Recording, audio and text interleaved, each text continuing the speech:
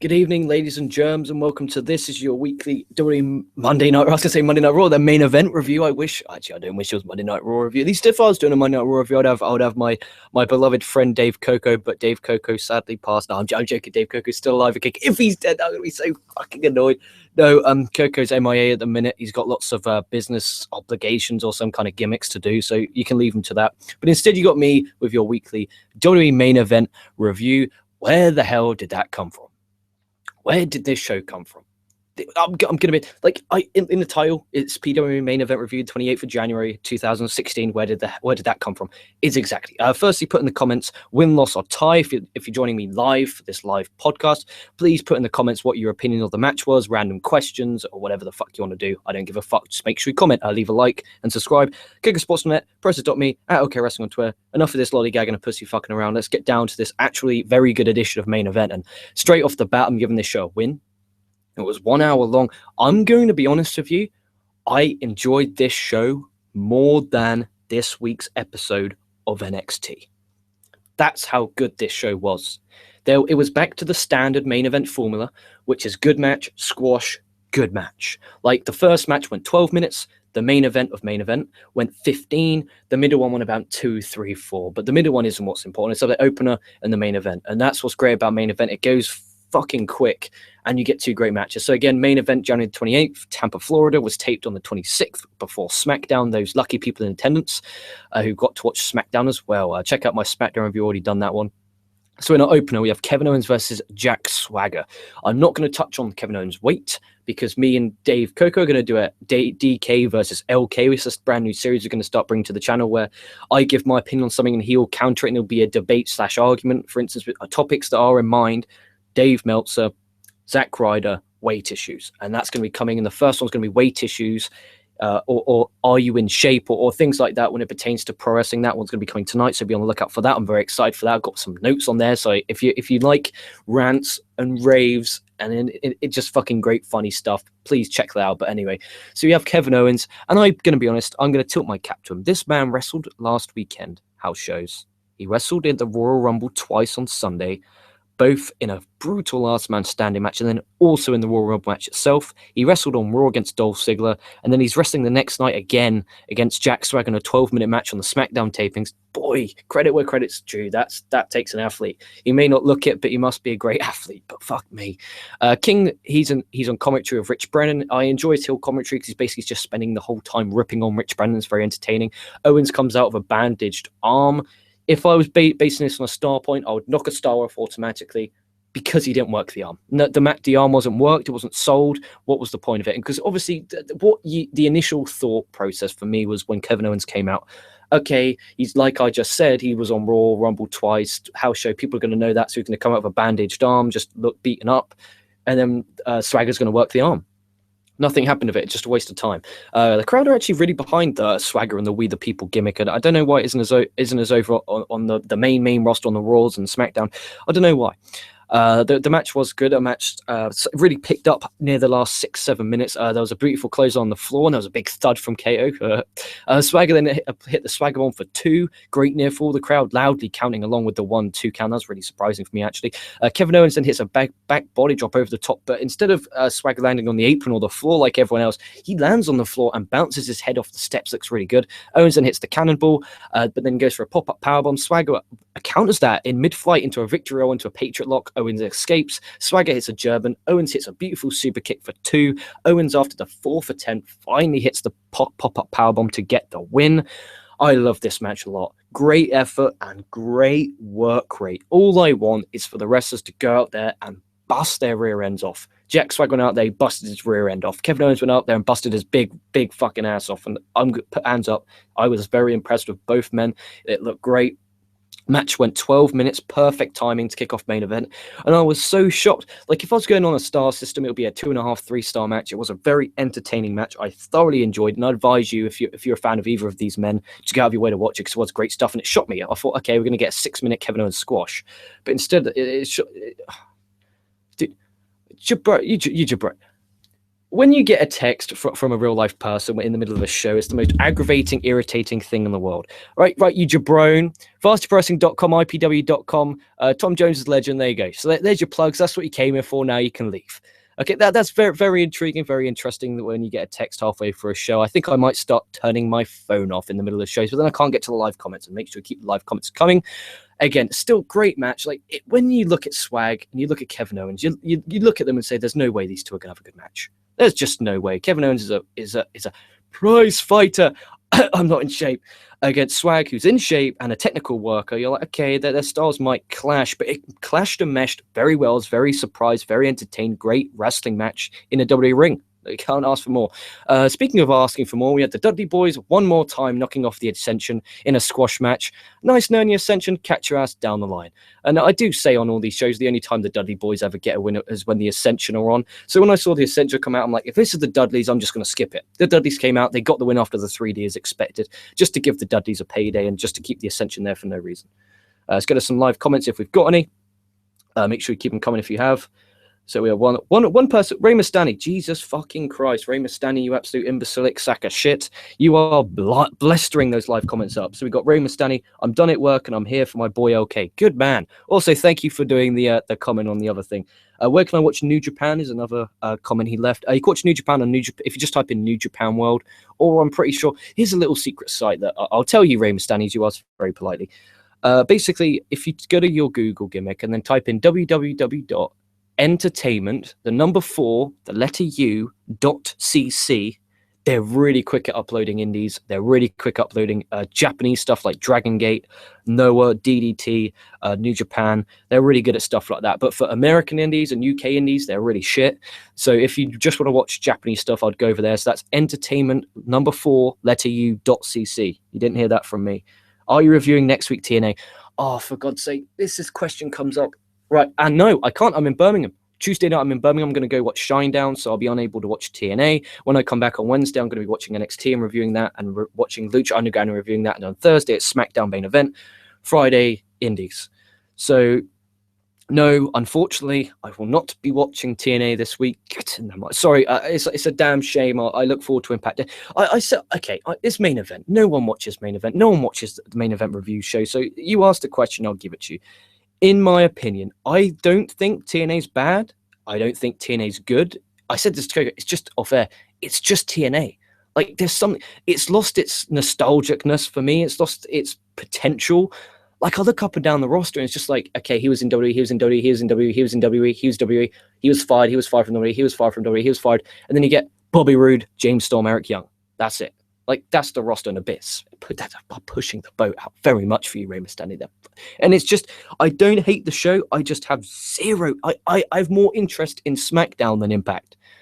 And it's just I'm not interested. And it's so hard watching a show when you give zero shits about the product in general.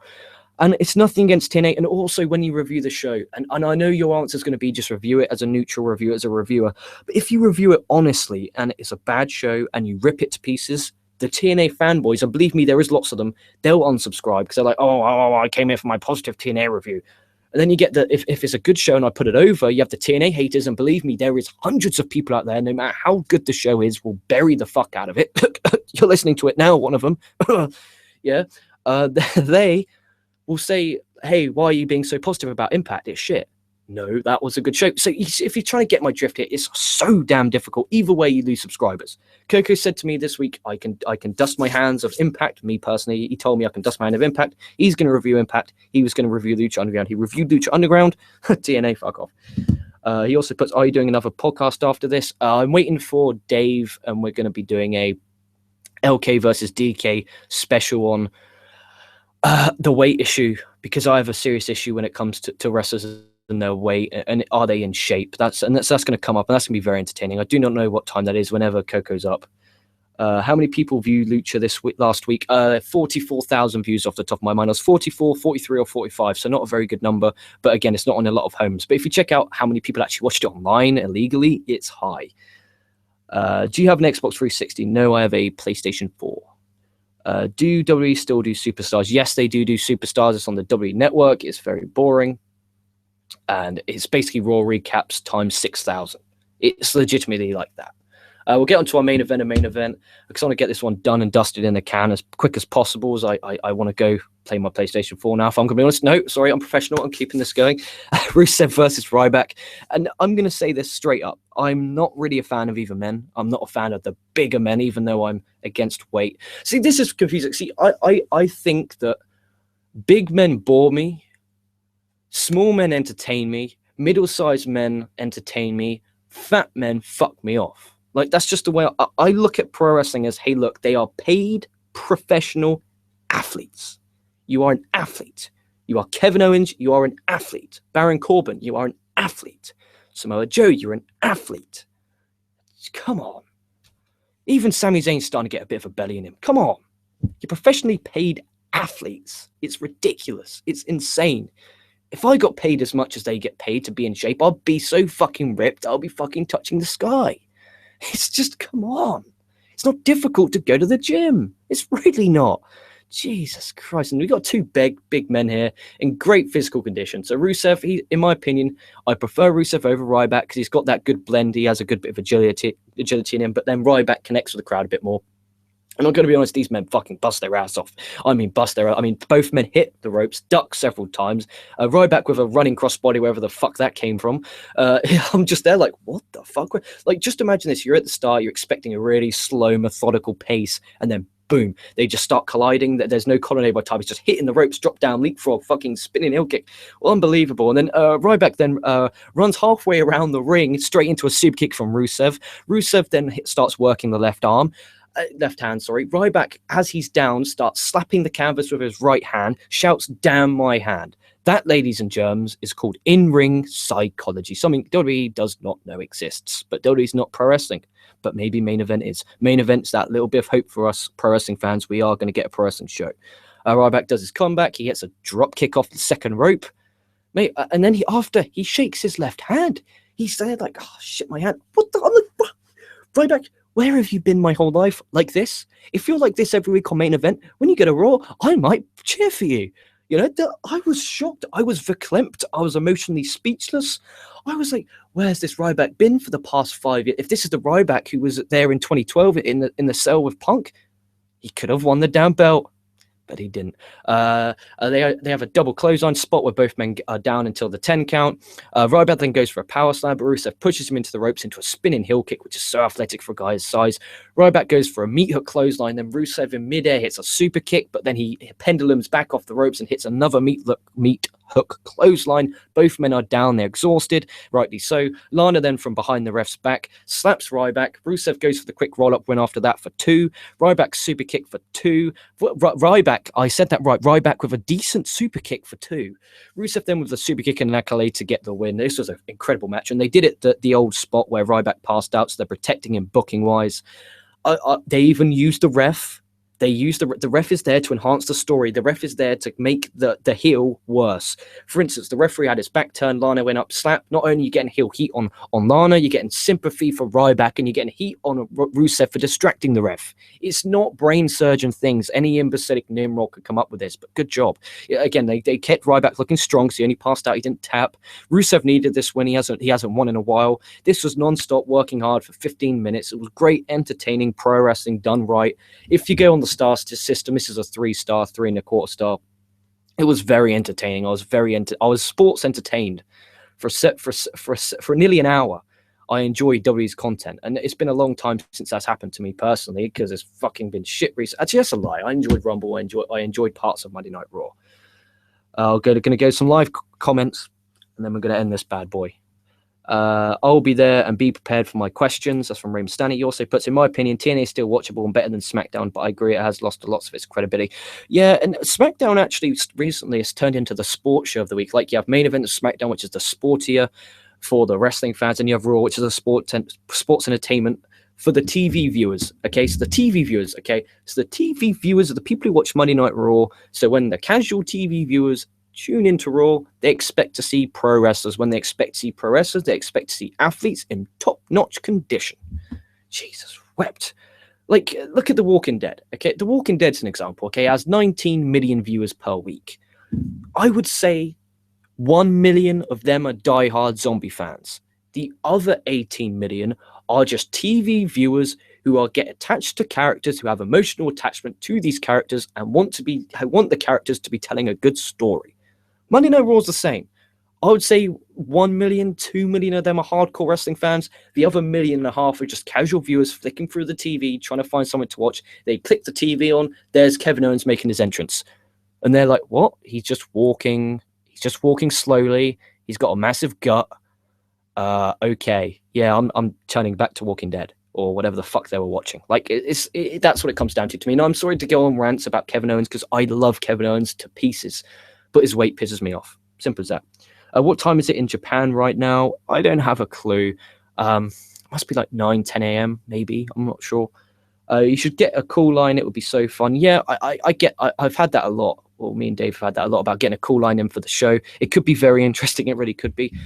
I'm not sure if that'll work on the YouTube gimmick, but I know that Google Hangouts is ending soon because of the Google Plus and YouTube expiration. So I don't know what they're going to do. I don't know what we're going to do. It's not my business. I do what he tells me to do. I'm just his little bitch. Hey, okay, can you do this podcast? This podcast? Yes.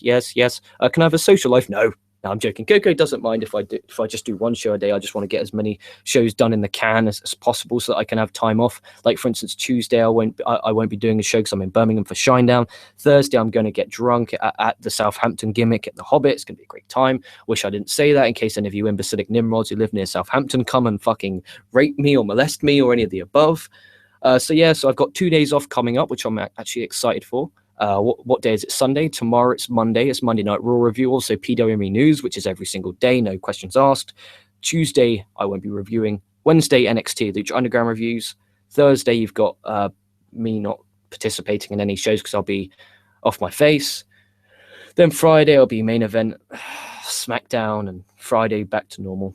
That is a good question. I will bring it up to Dave if it gets enough recommendation for the live call, but I'm not sure. Did you watch Russo's last Nuclear Heat? He praised the fuck out of Lucha. Yeah, Lucha Underground it's a TV show about wrestling, not a wrestling show on TV. And I'm a fan of sport like Ring of Honor. I'm a fan of like New Japan. But at the same time, every now and then, I just want to sit back, relax, and just watch a television show. Because when you sit there and you watch 20 plus hours of sporty wrestling a week at least, I mean, I did watch 3 hours of Raw, 3 hours of Rumble, main event 1 hour, NXT 1 hour, SmackDown 2 hours, we're at 10, Evolve 55, that was 4, then also Rev Pro High Stakes, I'm halfway through, that's 17. I could just go on, and then all the archive stuff, watching the network, it could go on and on, so it's good to just have an hour a week. It's just a television show. I don't have to study it. I don't have to review it. I can just sit back, relax, and say, this is a goddamn television show. And it's telling some of the best stories I've seen in my fucking life. People, it's like Marmite. You either love it or you hate it. I'm in the love it boat because it's different. It's sports entertainment. It's entertainment. It's a television show. It's a weekly episodic television show. The Walking Dead is a weekly episodic television show. Monday Night Raw should be like that, but it's not. It's a weekly episodic television show about wrestling, but then there's sports entertainment. Make up your fucking mind, you stupid dumb fucks. Jesus Christ. I hate going off on these rants because this was a good episode of Main Event. And then when someone clicks this and sees me being negative, they're going to be thinking, what the fuck? Use Skype. Yeah, I'm not. It is possible.